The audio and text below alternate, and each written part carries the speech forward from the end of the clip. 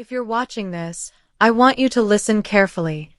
Because what happened to me could happen to anyone, any mother, any woman who believes her children would never hurt her.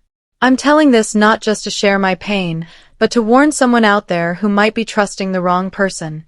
And before we go deeper, make sure you subscribe and like this video, because this story, it's not just about betrayal, it's about revenge, justice, and what happens when a mother's love is pushed too far. You see, I wasn't born rich. Everything I had came from hard work. I grew up in the same little Kansas town where folks still wave when they drive past you, where church bells ring on Sundays, and where gossip travels faster than the wind. I married my husband, Thomas Carter, when I was just 22. He was a good man, quiet, honest, the kind of man who smelled like earth and diesel from the tractors he fixed. Together, we built something out of nothing, a farm that stretched far enough to catch the sunset every night. We raised 3 kids there. My oldest, Michael, was strong-willed but kind. My middle one, Rose, had a temper like fire, but a heart like gold. And then there was my youngest, Danny, my favorite. I'm not ashamed to admit it. Every mother has one child who feels like her soul's mirror. Danny was that for me. He was gentle, soft-spoken, always ready to help. When he was little, he'd follow me everywhere, to the chicken coop, the kitchen, even the fields. He'd grab my hand and say, "Mama, when I grow up, I'm gonna take care of you." I believed him. But promises made in innocence have a way of turning bitter when greed takes root. After Thomas passed away, it's been almost 15 years now, I held on to that farm like it was part of my body. I didn't sell, didn't lease. The land was more than soil. It was memory, it was him. But time's cruel, and work on a farm doesn't get lighter when your bones start to ache. Michael moved to Wichita to start a construction business. Rose got married and followed her husband to Oklahoma. Danny stayed close, said he didn't want me to be lonely. He worked odd jobs around town, but mostly, he helped me with the farm. He'd mow the pastures, fix the fences, take me to doctor appointments. He'd say, "You don't worry, Mama. I got you." And I did believe him. I'd cook him dinner every Sunday, pot roast, biscuits, and my lemon meringue pie, his favorite. He'd sit at the kitchen table, lean back in the chair like his daddy used to, and say, "Mama, this old place, it's gonna be mine one day, right?" I'd laugh and say, "One day when I'm gone. Not before." He'd grin, "Oh, I know. But I'll take care of it, just like Dad would have wanted." That grin. That calm, sweet grin. If only I'd known what hid behind it. Now, before I tell you what really happened, take a second. If you're feeling hooked already, hit that like button and make sure you're subscribed, because it's about to get dark. It started with a phone call. Danny said he'd been talking to a lawyer about estate planning. He told me, "Mama, you should get the farm's title sorted. You know, so if something happens, there's no confusion for us kids." He made it sound smart, responsible even. Michael and Rose were both living their own lives. They didn't help on the farm. It felt right that Danny, the one who stayed, should inherit it. He even brought the lawyer himself, a young man from town named Carter Wells, sharp suit, polite manners. We sat at the kitchen table, the same table where Thomas and I used to do bills. The lawyer explained things in legal words I didn't fully understand, but Danny smiled and said, "It's just a deed transfer, Mama. You'll still live here. Nothing changes." I remember signing the papers that day with a shaky hand.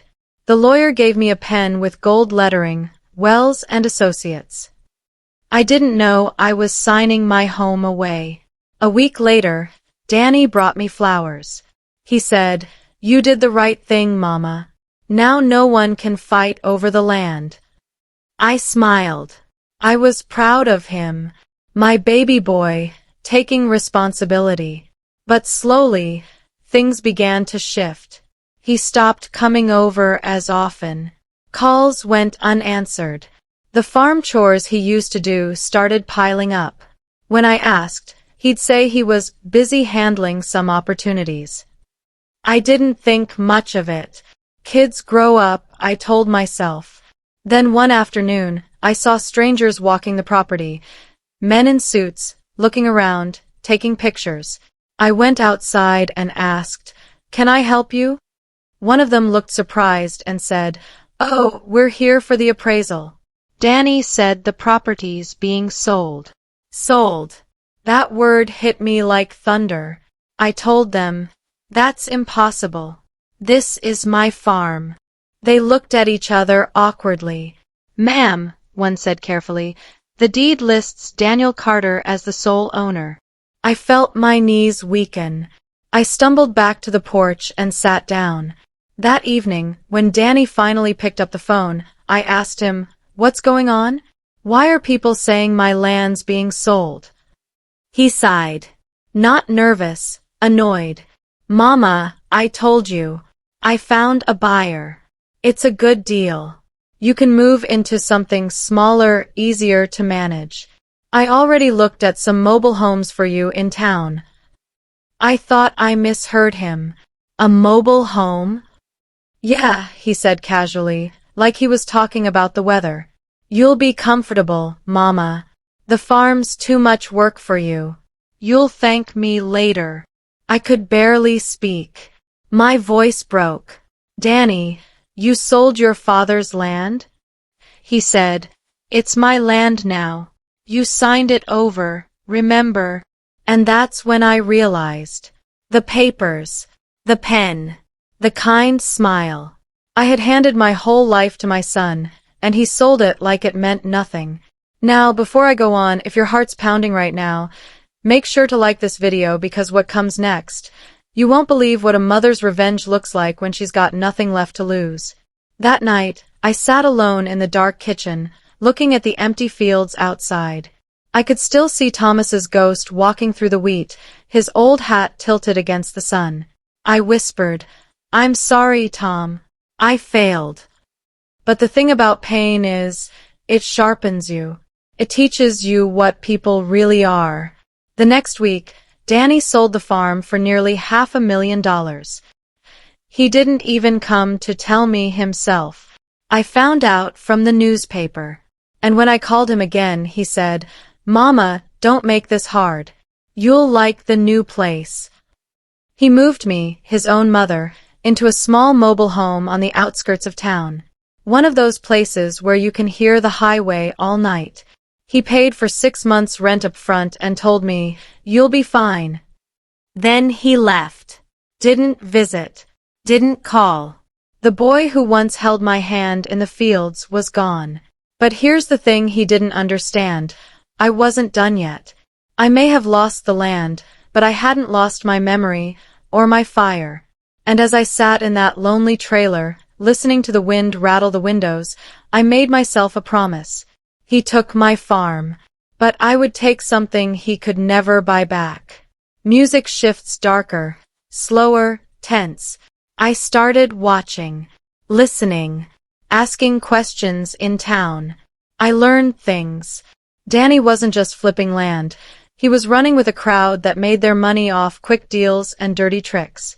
And I knew, deep down, that his greed would soon eat him alive. All I had to do was feed it a little. But that, my friends, is a story for the next part. After Danny left me in that trailer, the days got longer and quieter. I'd wake up before sunrise, still half expecting to smell coffee brewing and hear Thomas humming in the kitchen. But there was only silence, and the faint sound of trucks on Highway 50. You'd be surprised how loud loneliness can be. At first, I told myself maybe Danny would come around. Maybe he'd feel guilty. Maybe this was just temporary.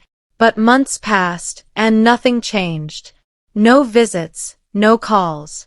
The boy who once promised to take care of me had vanished, except for the occasional photo I'd see online. You see, I might be old, but I'm not stupid.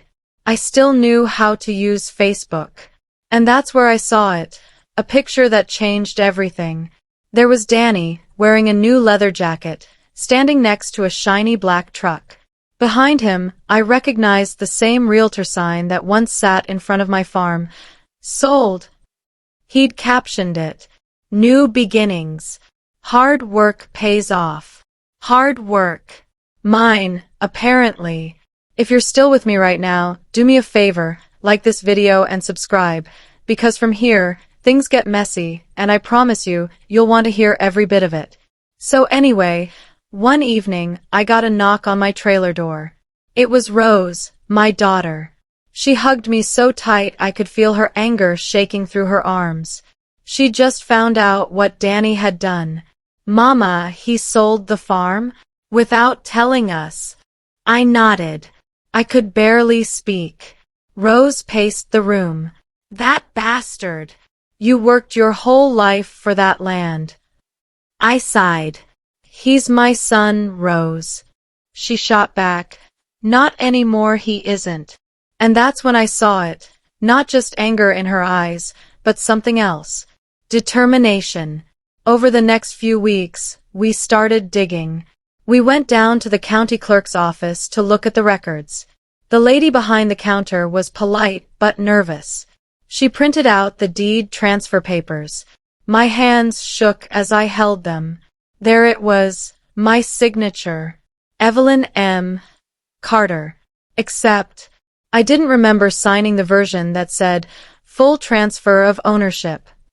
The lawyer had told me it was just a conditional deed, that I'd keep rights until my death. But this one said otherwise. Danny had lied. Or maybe that lawyer had changed things after I signed. Either way, I was tricked.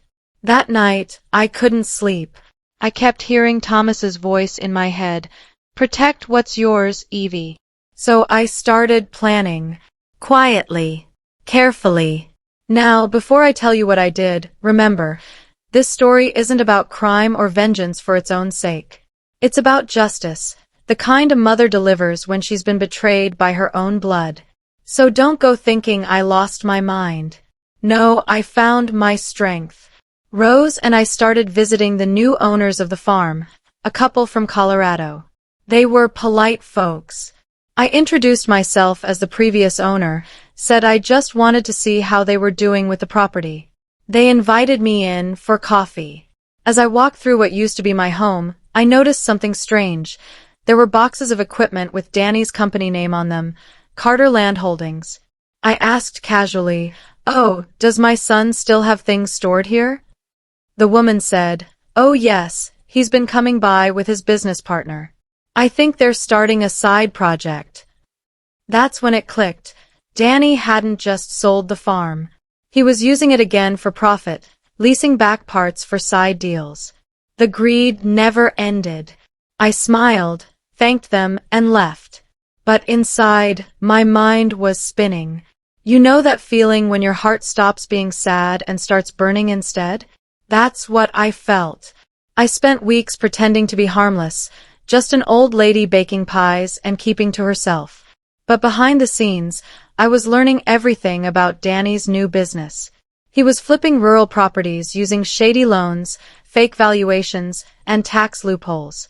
The kind of stuff that could ruin a person if exposed.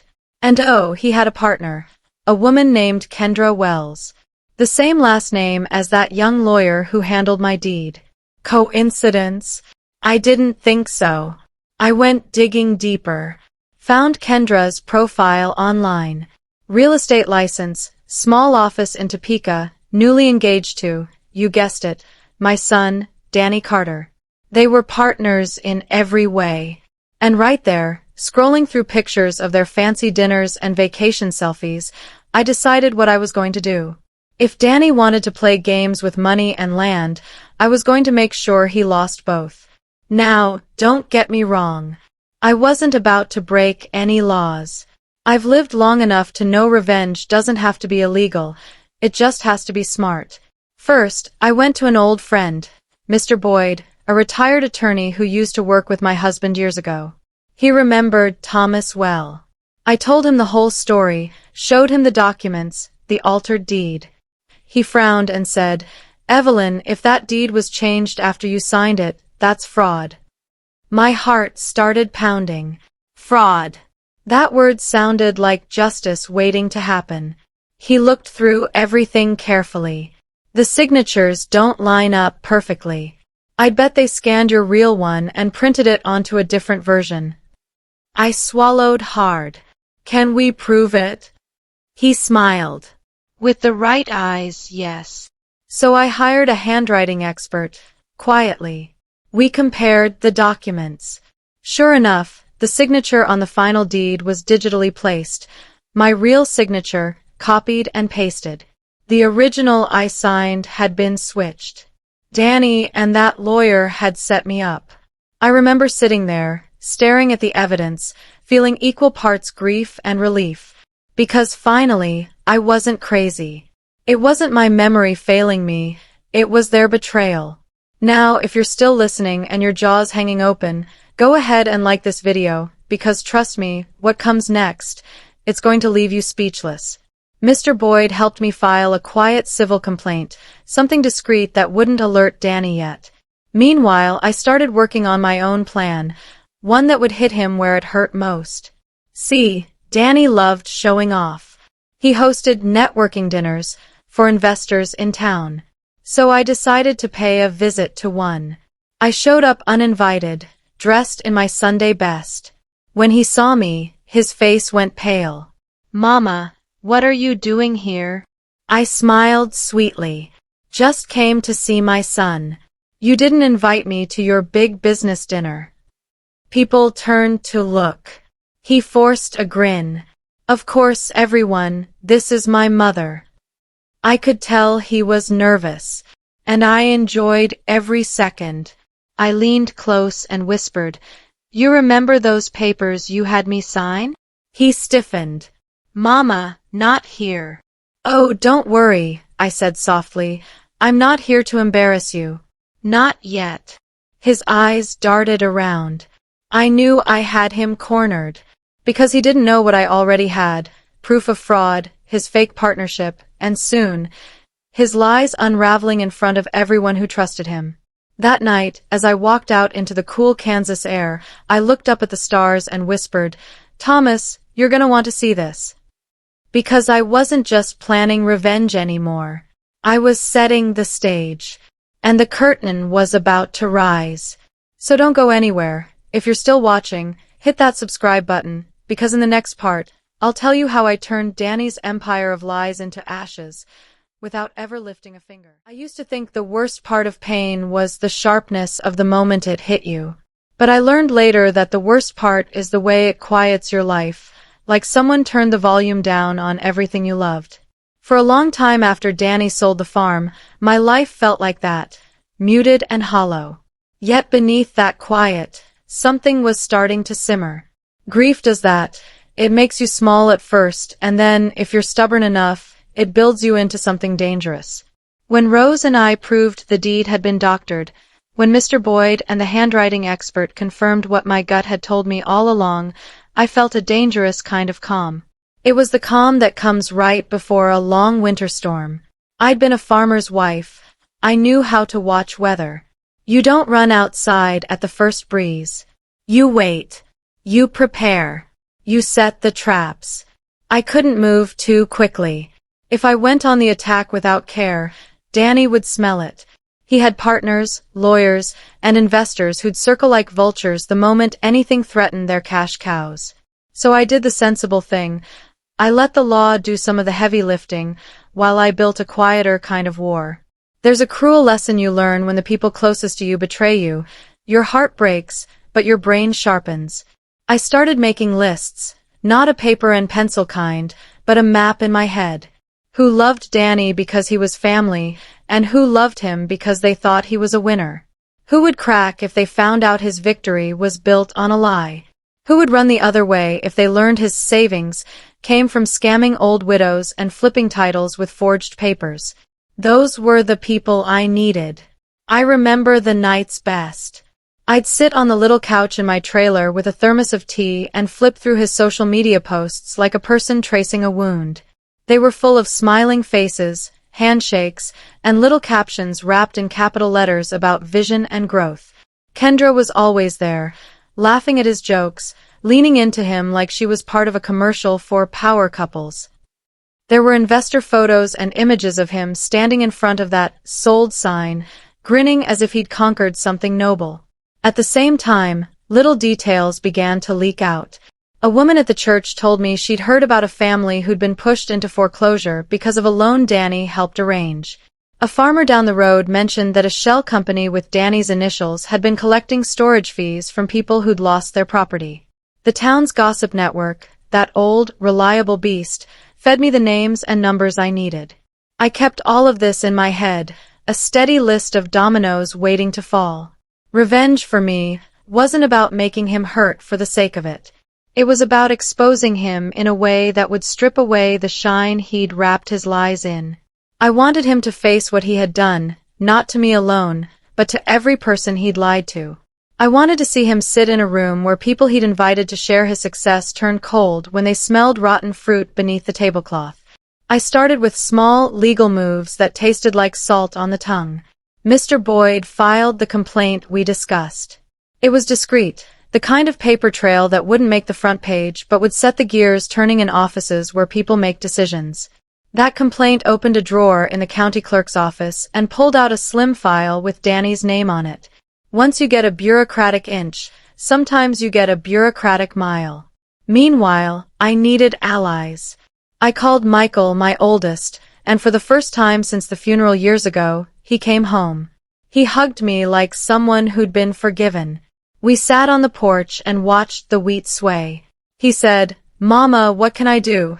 And I wanted to say, "Nothing. Just be here." Instead I told him, "Look, I need you to listen and to keep your mouth shut for now." He laughed, dark and relieved, and promised. Rose was already all in. She had a knack for anger and the business savvy of someone who'd learned to survive. She started visiting people I couldn't without stirring suspicion. Vendors, old friends, even the bank teller who'd signed off on a suspicious loan. She let them talk until things they hadn't meant to share spilled out like grain from a torn bag. People like to talk to women like Rose. She asked the right questions and didn't let people dance around them. Then there was the other tactic, the patient humiliation of exposure. People who build empires on shaky ground need attention because attention sells. Their investors need to believe in them, their partners need to believe in them, and sometimes their lovers do too. I realized the fastest way to bring his tower down was to replace the applause with a slow, cold drip of doubt. I knew Danny's weakness. He loved reputation more than he loved money. He'd grown up in a town that worshipped the idea of being good and successful. He craved that nod of approval more than anything. If I could make the people he wanted to impress see him as a cheat, then his whole house of cards would wobble. So I began the long work of telling the right people the right way. Not wild accusations. Not cries in the street. Careful, small truths with proof attached, sent to the right inboxes and hands. A copy of the handwriting report to an old friend at the local paper, someone who'd kept his ethics when others let theirs go, a photocopy of the suspicious bank transfers to a town council member who had a daughter working at a state financial bureau, a calm, unemotional letter to a nearby county's housing commissioner with names of families who'd been affected by Danny's loan arrangements. I was careful to leave nothing that could be traced back to me as vendetta. I let the facts speak. Facts have a way of being cruel when they meet the right ears. There were nights I sat up imagining what it would be like when the dominoes fell. I pictured the faces at his networking dinners as the laughter died, the investors as their eyes narrowed and they asked for documents Danny couldn't produce. I pictured the moment Kendra would realize her name was attached to deeds that had been signed in bad faith. I imagined the look on Danny's face when people who once offered him praise stepped away, slow and deliberate. It was a vision that warmed me like a hearth. But there was another side to all of this that I had to be honest about, the grief. Every plan I made had grief stitched through it because the son I was plotting against was still my son. I'd held him as a toddler while Thomas fixed the tractor. I'd watched him sleep with his thumb in his mouth. There were nights when I sat in the dark and cried until my cheeks were damp and my throat raw. Those moments kept me human. They reminded me why I couldn't let this be about cruelty. It had to be about truth. Once I had the paperwork moving and the Whisper network humming, I started a different kind of gathering. Not a rally, not a lawsuit, just a quiet series of meetings where victims could tell their stories. Rose arranged a room in a church basement where the coffee was free and the lights were forgiving. She brought in a few of the people we thought had been harmed, an elderly widow who'd lost a barn deed, a young couple whose lot had been misvalued, a neighbor who'd been charged storage fees on equipment the bank had no record of leasing. We listened. We took notes. They cried. We kept their names safe. You'd be amazed how many men in suits will back away when a room full of ordinary people looks them in the eye. They don't like the feeling of being judged by folks who don't have lawyers. They look at the faces and realize those faces aren't going away quietly. They are witnesses. Witnesses matter more than rage in a small town because witnesses build momentum. One witness tells another, and soon the town's opinion has shifted from applause to suspicion. There were times during those basement meetings I saw flashes of the old Danny in the faces of the men and women who sat with us. A young man who used to mow our neighbor's lawn stood up and said quietly, "He showed me how to get a loan, said I didn't have to worry. Then my mortgage jumped and they sold my land to a developer who never came through." He wiped his eyes and said, "I thought he was helping me." Hearing that made my stomach twist. What hurts more than betrayal is seeing someone else hurt for your son's hand. At night, when the trailer hummed and the heater clicked, I'd write little notes I never sent, letters to Danny that were more prayer than accusation. "You taught me how to plant corn," I'd write in my head. "You taught me how to hold a newborn lamb. How could you forget? How could you turn those lessons into lies?" And in the morning I'd tuck those letters away and put on my shoes. There was work to be done. There was an unexpected weapon in my arsenal, too. The truth can be charming when told the right way. I wasn't shouting. I was speaking to people one-on-one. I sat with the realtor who'd sold our farm and told her calmly that she'd been used as a conduit. I offered to show her documents. She looked at me and said, "Evelyn, I didn't know." I watched the color drain from her face. People like that want to be good. When they learn they've been a part of something rotten, they often choose to step out. The small victories were addictive. A former investor called and canceled a meeting. A bank asked for more paperwork. A local contractor refused to work with Carter Land Holdings anymore. Each small step was a blow, slow and precise. But I still needed a big stroke. Something that would hum in everyone's ears like thunder. That would come later, when the town was ready to listen without bias. For now, I fed the embers. I made sure every move was legal, and I left nothing to chance. My revenge would be clean because there was an ugly satisfaction in letting the law, the town, and truth do what I could not do in a single blow. Sometimes, when the plotting felt like a weight on my chest, I'd remember the promise I made in that trailer the night he left. "You took my land. I'll take something you can't buy back." I had meant reputation and respect, but what I realized as the weeks turned to months was that what I really wanted was for Danny to stop thinking he could get away with anything. I wanted him to feel the small, useful shame that acts like a lantern. It shows you the way out of a dark place if you're willing to go.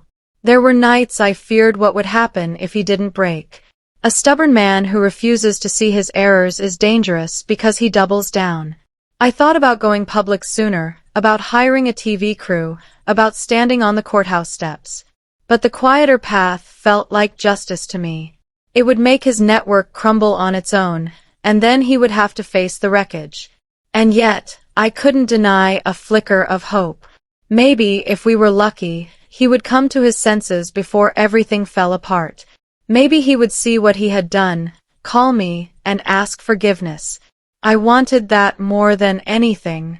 But hope is a dangerous thing for those who plan revenge.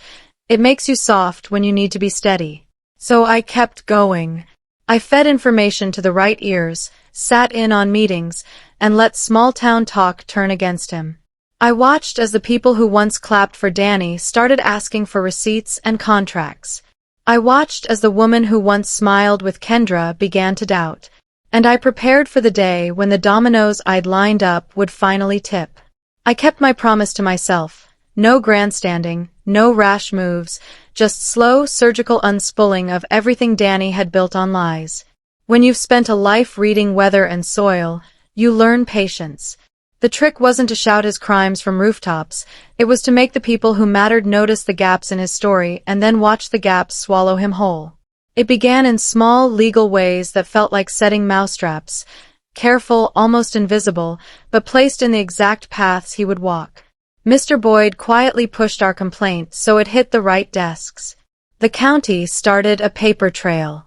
The handwriting analyst's report was delivered to a retired judge who had taken up the mantle of pro bono arbitration for these kinds of disputes.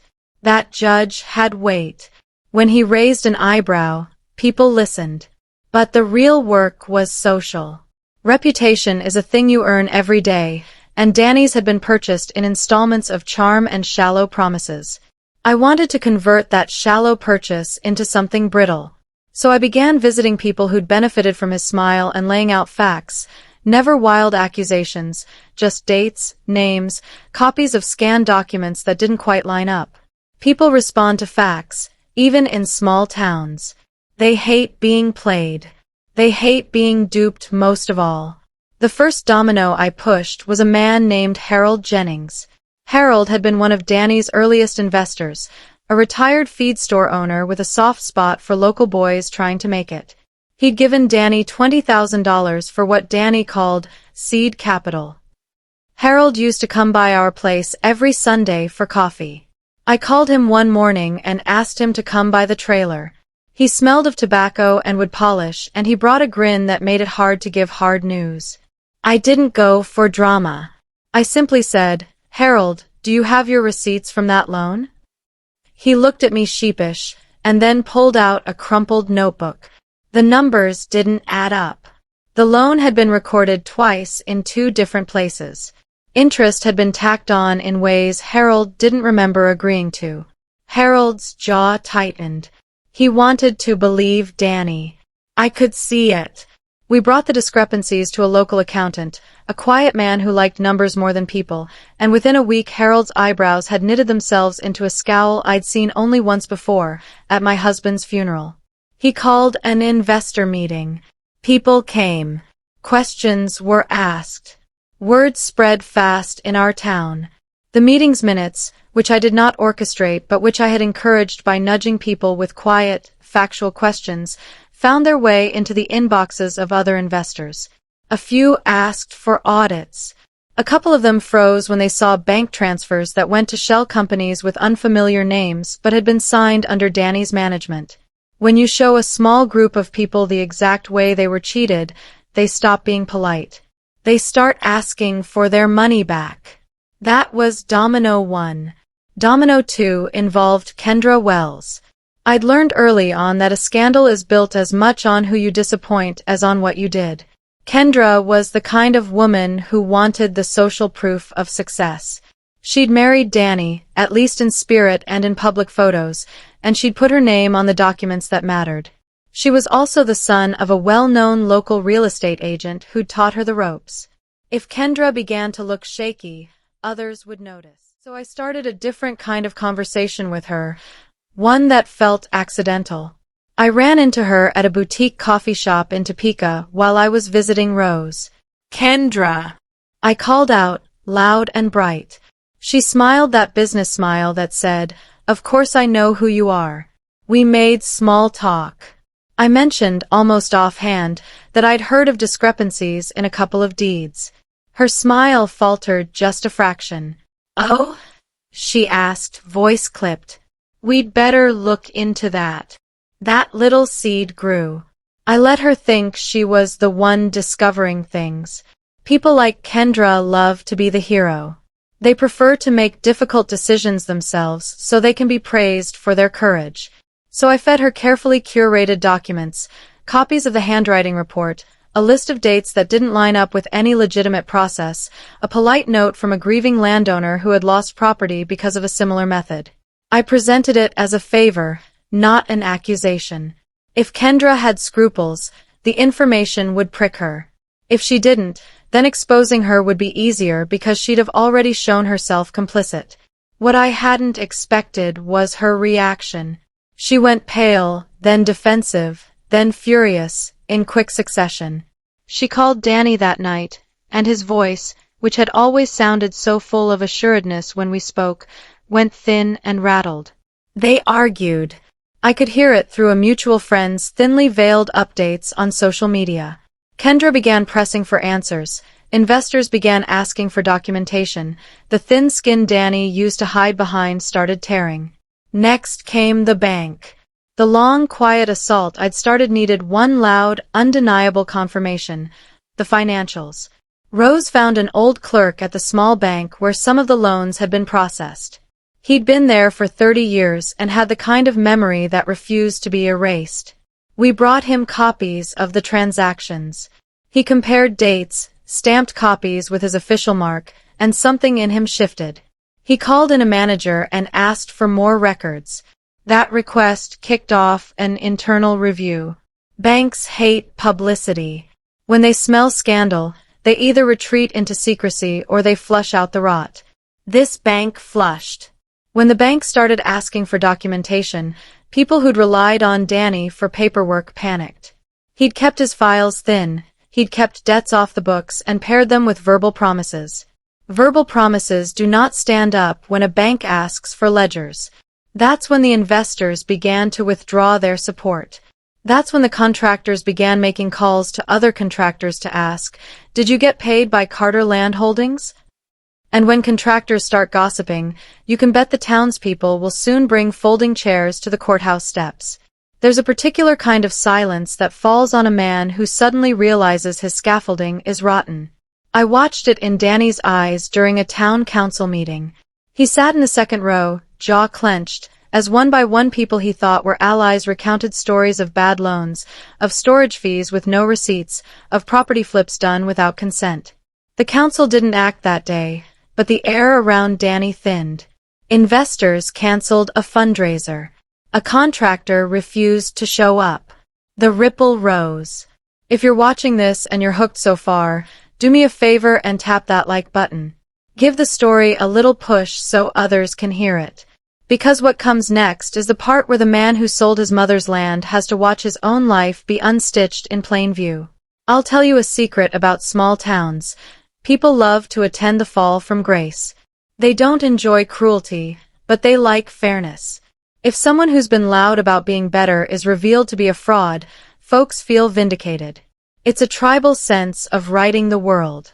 I used that. I didn't go to the press screaming. I simply made sure the right people had the right documents at the right time, and that those people began to discuss them in public. The next move was theatrical, but still legal, a public forum. The church basement meetings had seeded enough discontent that the town organizer for community affairs agreed to host a public finance night. I didn't ask for a spotlight. I only attended. The moderator asked for stories, and one by one, people stood up. A widow whose family had lost a pasture to a developer told about confusing paperwork. A middle-aged farmer described jumpy loans that had made his mortgage payments skyrocket. The room was quiet, then restless. Finally, someone said, "Isn't Carter Land Holdings run by Danny Carter?" A few nods, a few murmurs. The organizers asked him to come up to answer. He did. Public speaking is the Achilles heel of a man who hasn't built his arguments on facts. Danny told his story. We wanted the farm to go to development. We wanted to modernize. The contracts were legal. He spoke with the practiced cadence of someone used to convincing people by volume and charm. But when facts were thrown at him, dates, bank memos, the handwriting report, his answers shortened. He stumbled. Faces in the crowd shifted from supportive to uncertain. People began whispering. Kendra's hand found his. He needed that touch. It did not comfort him. The forums multiplied. One local radio host, who had a reputation for fairness, read from documents on air. He did it not as a witch hunt, but as journalism. Here are the documents, you decide. When enough ears heard the mismatch between Danny's confident words and the paper trail, he began to lose not just money but the one currency he prized, trust. That was when he got dangerous in a different way. If pride can't hold up the roof, men will start swinging hammers. Danny began calling people and asking them to stop. He begged investors not to withdraw. He wrote emails to the bank with polished PDFs and promises of audits. He hired a small PR firm, the kind that specializes in small-scale damage control. The PR firm wrote an op-ed praising transparency, and for a week the town's feed filled with neutral-sounding language about due process. But the documents didn't go away. One night, a message came to me from an anonymous number. It showed a picture of Danny at a bar with a bundle of cash visible in his jacket, taken from what looked like someone's pocket. The text read, "You can't stop what you started." I felt something like adrenaline and nausea at once. I knew the pushback was real.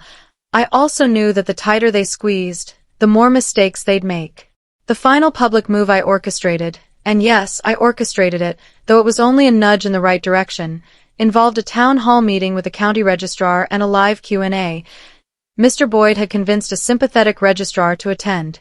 We sent formal letters requesting the registrar clarify the process by which deeds were recorded and the steps for contesting forged signatures. The registrar, kind and methodical, agreed. On the day of the town hall, the room was packed. People who'd once nodded and bought into Danny's vision now sat with hard faces, waiting for clarity. When the registrar explained how signatures were validated and the gaps that left room for manipulation, murmurs swept the room. Then Rose stood up. She told her story, but she did something the town wasn't expecting. She produced a binder. In it were copies of emails Danny had sent to investors promising receipts and documentation, emails that the bank couldn't find. She had recorded a few of his sales pitches, where he had promised things he never produced. The room went quiet, then began to buzz.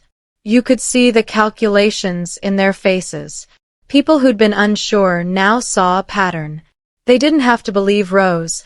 They could look at the same emails and recordings themselves. The registrar announced there would be a formal review. Men who'd once worn Danny's optimism like armor suddenly looked afraid. That night, Danny called me. For the first time since he sold the farm, his voice was small. "Mama," he said, "please come to my office. Let's talk." I listened to the plea and felt something ache for the son who had once been mine in the simplest of ways. I thought of every time I'd helped him with a scraped knee, every slice of pie I had set on the table for him after a hard day.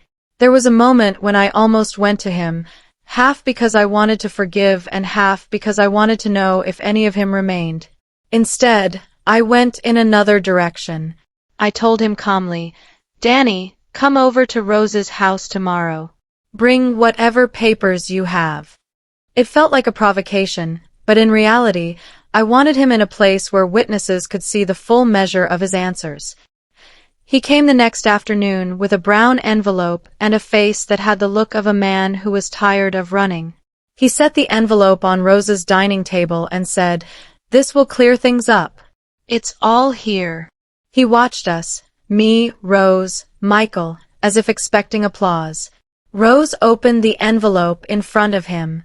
Inside were photocopies of his marketing materials, schedules, and a handful of receipts scrubbed of detail. There were promises written in the same tidy font as his emails. There were also, embedded subtly, a spreadsheet with a column labeled miscellaneous fees, and another with small transfers to accounts with unfamiliar names. It didn't exonerate him. "What is this?" Rose asked, holding a page up so he could see it. He swallowed. "It's a ledger," he said. "It will show the payments." The ledger, however, had holes. There were dates with no supporting documentation, signatures that matched no known vendor contracts, and, most damning, a scanned signature on a deed dated after I had supposedly signed over the farm. At that, Michael, who had been silent until then, leaned forward and asked the simple question that cracked everything. "Danny, who in your office controls the scanning of documents?" He looked at his son like someone trying to reconcile a photo with a memory. Danny's face twisted. He answered, "Kendra and I do." Silence. And then, Did you ever authorize a digital replacement of your mother's signature? The question hung in the air like dust motes in a sunbeam. His quick answer, no, was hollow. To make a long story shorter, what followed over the next weeks was a slow, unspooling that felt like watching rotten corn fall out of a bag. Investigations were opened. The bank froze certain accounts pending audit. Investors filed claims. The county's registrar flagged the deed and recommended rescission pending the finding of fraud. Kendra, who'd been trying to salvage her reputation, quietly stepped back from public life. One of the more embarrassed investors, Harold, publicly asked for his money back and apologized into the microphone of the small local news station that came out to cover a story that had become undeniably public. Danny called me more often during those weeks, sometimes pleading, sometimes angry, sometimes full of a brittle self-pity that made my stomach turn. He threatened to sue. He threatened to expose things from my past. He begged for meetings. I met with him twice, once to hear his arguments and once to tell him, as gently as I could, that some debts can't be repaid with money. His was one of them. There was a twist I didn't expect. When the county set out to examine the deeds Danny had flipped, they found more than just my forged signature. They found a pattern, other deeds with the same digital fingerprints, the same little scan marks that indicate a certain copier or software had been used. It turned out that Danny and his small network hadn't just taken my land, they had used the same method elsewhere. For every farmer who'd shrunk their herd, for every widow who'd lost pasture, there was a paper trail that now pointed back to the same source. That revelation made the town act faster. It turned my personal grievance into a public scandal. That was never my intention. I only wanted my piece of land and a measure of accountability, but justice has its own appetite. The county prosecutor opened a criminal inquiry into forgery and fraud. Suddenly, the stakes were higher than business reputations. People began to call police.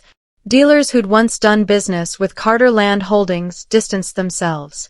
Jobs that had depended on Danny's deals evaporated. I won't tell you all the little ways Danny tried to claw back control. He bribed, he begged, he ranted. But the more he moved, the more mistakes he made. People who had once been on his side began to put distance between themselves and him. It was like watching a man try to scoop water with his hands. The harder he tried, the more it slipped through. One night, not long after the county announced the criminal inquiry, he came to my trailer. He'd lost a lot of weight.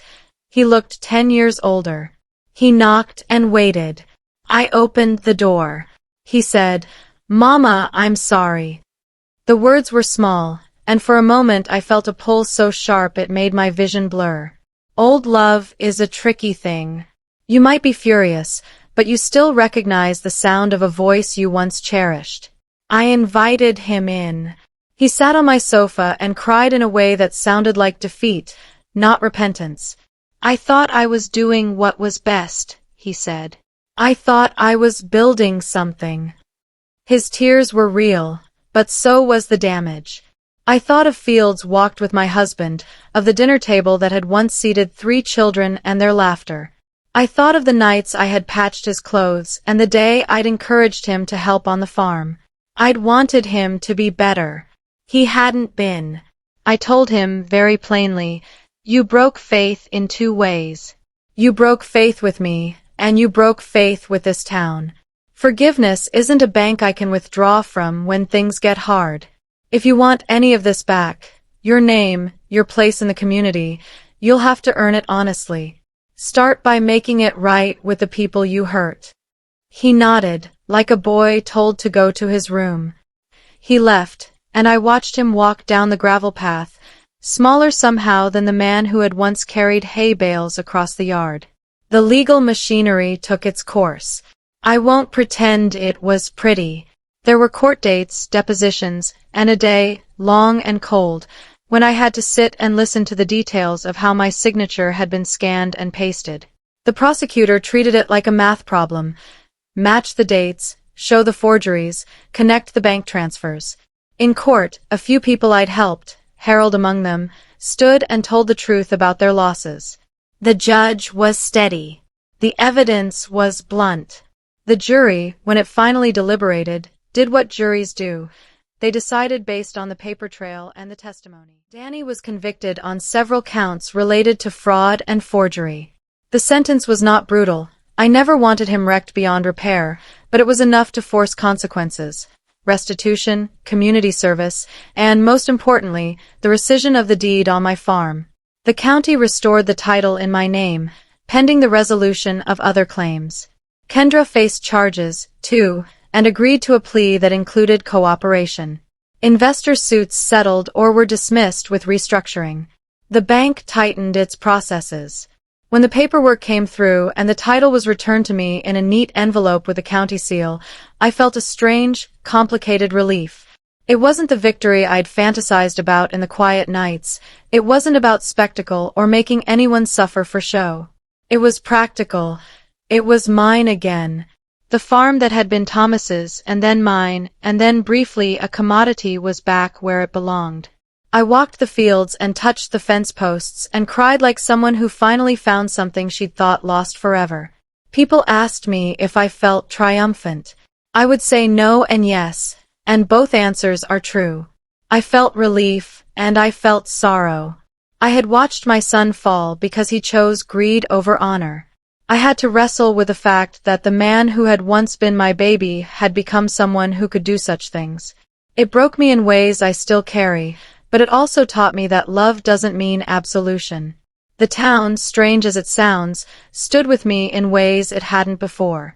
In the months after everything settled, neighbors helped rebuild the old shed that had been damaged during an early autumn storm. Michael and Rose worked on the fences until the paint dried on their hands. Harold came by with advice like a man who'd been chastened but wiser. People offered labor, and sometimes they offered friendship. The farm hummed again with life. Not the same life as before, because we're never the same, but a life that had room for mending. If you're still with me after all of that, please, for the sake of women and old widows everywhere, hit the subscribe button. Share this story if you know someone who needs to know that sometimes truth is patient enough to outlast lies.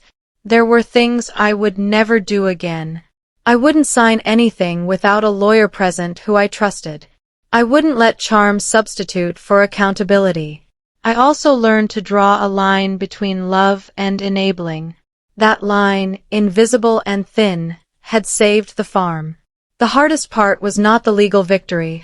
It was the quiet nights when Danny's absence was a presence at the table. I forgave in ways that were private. Forgiveness is a personal thing, not a public decree. I chose to let go of the desire for cruelty and instead chose to rebuild. Karma visited him in ways I won't rehearse here. Legal consequences and the slow erosion of trust. That was enough. You might be wondering, did I ever feel vindictive joy watching him lose it all? I won't pretend there wasn't a flash of something like that, but mostly what I felt was sober recognition that actions have consequences. The farm is back, the fences stand, the wheat grows. I have my memories and new mornings. And Danny. He's trying to put himself back together, quietly, under the weight of what he did. He calls sometimes. He asks how the land is. I answer in parts because healing happens in parts. There are dinners where he helps fix a fence and goes home to sleep in a small apartment he can afford now. There are days when I see him from the top of the hill, working a little, eyes down. I don't know the rest of his story. I only know mine. So that was how I took back what was mine, not by dramatic acts of vengeance but by patient gathering of truth and the slow legal erosion of a house of cards. The world gave me justice in the end, but not the easy kind, the kind that required watching someone you loved fall to their own choices. If this story moved you, if it made you sit up straighter in your chair, then please share it, and please tell others to be careful with the trust they give. And if you want more stories told from a woman who grew up with her hands in the soil and her heart in her children, hit subscribe. I'll be here, telling the truth about what it means to love, to lose, and sometimes, to reclaim what's yours.